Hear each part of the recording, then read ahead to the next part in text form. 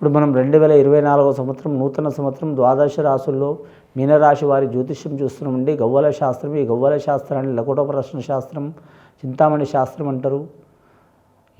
ఈ హిందూ ఛానల్లో చూస్తున్నామండి. అలాగే మాత్రం శ్రీపద ఛానల్లో చూస్తున్నామండి. భూత భవిష్యత్తు వర్ధమానం ఎలా ఉందో ముఖ్యంగా మీనరాశి వారి జ్యోతిష్య బలం గవ్వల శాస్త్రం వేసి చూస్తున్నామండి. ఈ 9 గవ్వలు 3 సార్లు వేసి వాటిని లెక్కబెట్టి వారి జ్యోతిష్య బలం ఎలా ఉందో గోచార ఫలం 2024 సంవత్సరం చూద్దామండి. ముఖ్యంగా వీరి జాతకంలో 6 గవ్వలు పడ్డాయండి. మీనరాశి వారి జాతకం ఇసుకదంతం, ఏకదంతం, అనేకదంతం అన్నట్టు ఉంది వీరి జాతక బలంలా. వర్ధమాన కాలంలో మాత్రం మంచిగా ఉంటుంది వీరికి. రాబోయే కాలంలో కొన్ని ఇబ్బందులు ఉన్నాయండి. జరిగిపోయిన కాలంలో సరిసమానం ఉన్నాయండి. వీరికి సహకారం చేసేవారు 6 అయితే నష్టం చేసేవారు 7 అండి. ఆదాయం 11, ఖర్చు 11. గ్రహాల్లో 9 గ్రహాలు. రవి స్థానం మంచిగా ఉంది, శని స్థానం బాగాలేదండి. రాహు స్థానం మంచిగా ఉన్నది, కుయత స్థానం మంచిగా లేదండి. అలాగే గురుగ్రహ యోగ బలం సహకారం ఉంది కాబట్టి మాత్రం గురుగ్రహం ఉన్నందువలన మాట చలమణి అవుతుంది. వీరు దొంగల పోయిన, దొరల పోయిన, తక్కువల పోయిన, ఎక్కువల పోయిన, రాజకీయ పోయిన, ఏ రంగంలో పోయినా మాత్రం మాట చలమణి అవుతుంది. మాట మాత్రం వీరికి తప్పకుండా కలిసి వచ్చే అవకాశాలు ఉన్నాయి. అందరికీ వీరు ఒక దారి చూపించే అవకాశం ఉంది, కానీ వీరికే ఇబ్బందులు వచ్చే అవకాశాలు ఉన్నాయి. స్త్రీలకైనా పురుషులకైనా. ఇక విద్యార్థులకు మాత్రం కలిసి వచ్చే అవకాశం ఉంటుంది.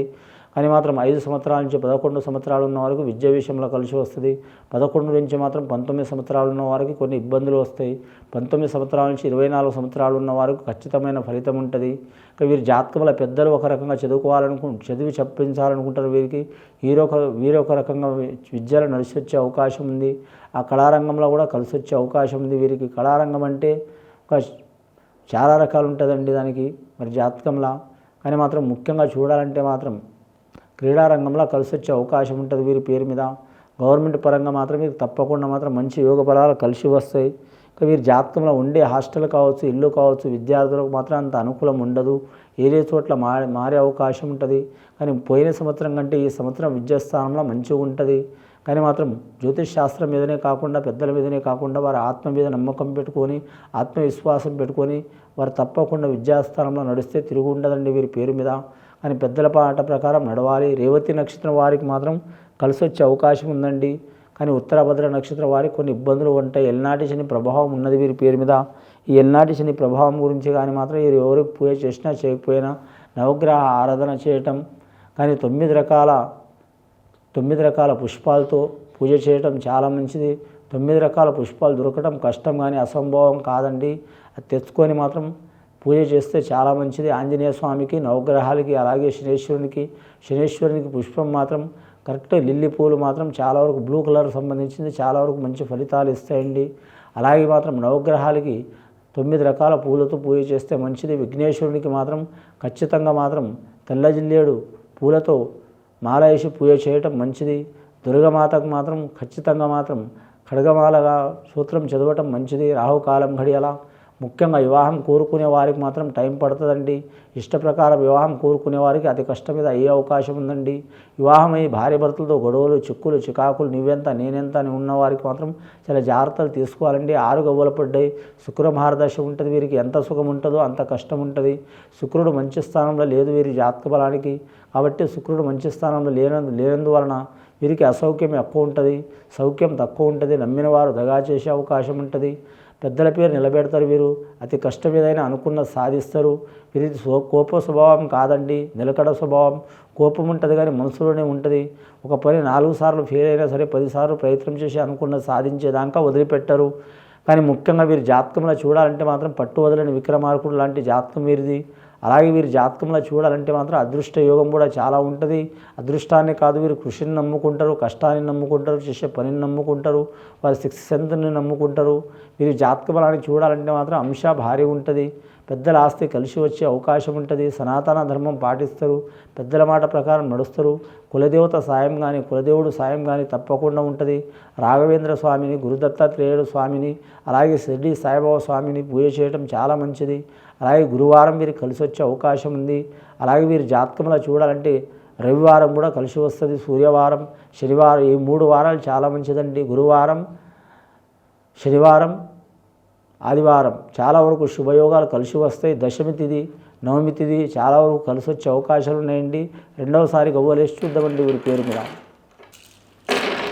రెండవసారి గవ్వలేస్తే ఇంకా 6 గవ్వలు పడ్డాయండి. 6వ సంఖ్య వదిలిపెట్టట్లేదు వీరి జాతక బలానికి. షణ్ముఖుడు అండి. 6వ సంఖ్య అంటే మాత్రం అరిసడిగా వర్గాలు ఉంటాయి. కామం, క్రోధం, లోభం, మదం, మత్సరం చాలా వరకు ఉంటాయి. అది అందరికీ ఉంటుంది. ఈ రాశి వారికి అని కాదు, ప్రతి రాశి వారికి, ప్రతి నక్షత్రం వారికి, కోతి వర్గంలో పుట్టిన మనుషులం మనం. కోతి లెక్క ఆలోచనలు పెరుగుతూనే ఉంటాయి ఏదో రకంగా. కానీ మాత్రం అవి అందరికీ ఉంటాయి. అవి లిమిట్లో పెట్టుకుంటే తిరుగు ఉండదండి. కానీ అన్లిమిట్లో పెట్టుకుంటే చాలా ఇబ్బందులు పడే అవకాశం ఉంటుంది. రెండవది ఏముందంటే మాత్రం షణ్ముఖుడు అండి. కుమారస్వామి కానీ సుబ్రహ్మణ్యేశ్వర స్వామి, ఆ కార్తికేయుడు నుంచి చాలా వరకు శుభయోగాలు కలుగుతాయి. సంతానం అరిష్టం ఉన్నా, సంతాన దోషం ఉన్నా, సంతానం కలగకపోవటం ఉన్నా, సంతానం కలిగి నష్టం పోవటం ఉన్నా కుమారస్వామిని పూజ చేయటం, శివపార్వలతో పాటు విఘ్నేశ్వరుడితో పాటు కుమారస్వామి ఆరాధన చేయటం చాలా మంచిదండి. అతని కార్తికేయుడు అని కూడా నామం ఉంది. చాలా వరకు శుభయోగం ఉందండి. ఇప్పటివరకు 12 గవ్వలు పడ్డాయి. మూడవసారి గవ్వలేసి చూద్దామండి. మూడోసారి గవ్వలేస్తే 4 గవ్వలు పడ్డాయండి. ముఖ్యంగా 2 గవ్వలు పడ్డాయండి. చంద్రమహారదశ జాతకం ఉంది. ఇటుపోయిన శుభయోగం గవ్వలు పడ్డాయండి. 100కి వీరికి 70% మంచి ఫలితాలు ఉంటాయి. 30% ఇబ్బందులు ఉంటాయండి. వీరికి 12 నెలల మాత్రం ముఖ్యంగా మాత్రం 3 నెలలు అతి కష్టం, ఇబ్బందులు పడే 3 నెలలు అతి కష్టం ఉంటుందండి. 3 నెలలు చాలా మంచి ఫలితం ఉంటుందండి. 6 నెలలు మిశ్రమ ఫలితం ఉంటుందండి. ముఖ్యంగా వీరికి జనవరి నెల, అక్టోబర్ నెల మాత్రం చాలా వరకు మంచి ఫలితాలు ఉంటాయండి. అలాగే జూలై నెల కూడా మాత్రం కలిసి వచ్చే అవకాశం ఉంది. జూన్ నెల, ఆగస్ట్ నెల, సెప్టెంబర్ నెల, నవంబర్ నెల చాలా చికాకులు ఉంటాయి. చాలా జాగ్రత్తగా ఉండాలండి.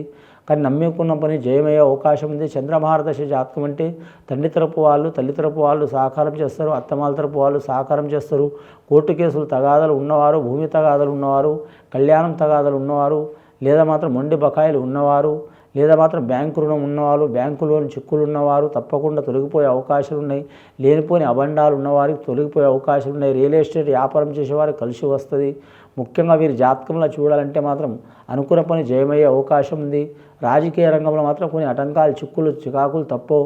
అయినా లాస్ట్ టైంలో పికప్ అయ్యే అవకాశం ఉంటుంది. వీరి పేరు మీద వీరికి పెద్దల ఆస్తి కలిసి వచ్చే అవకాశం ఉంటుందండి. వ్యవసాయం చేసే దాంట్లో ఇబ్బందులు వచ్చినా అనుకున్నది సాధించే అవకాశం ఉంటుంది. పాడి పరిశ్రమ రంగంలో మిశ్రమ ఫలితం ఉంటుందండి. పంట పొలం విషయంలో కొన్ని సరిహద్దుల్లో ఆటంకాలు వస్తాయి.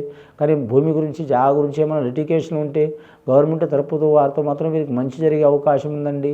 ఇది విని చూసి ఆచరించే వారికి 2024వ సంవత్సరం మీనరాశి వారికి చాలా వరకు మంచి ఫలితాలు కలుగుతాయండి. మీ ఆత్మ సాక్షిగా ఆత్మవిశ్వాసంతో నడిస్తే చాలా వరకు ఆ ఈశ్వరుడి దయ మాత్రం మీ మీద ఉంటుందండి. శుభం భూయత్.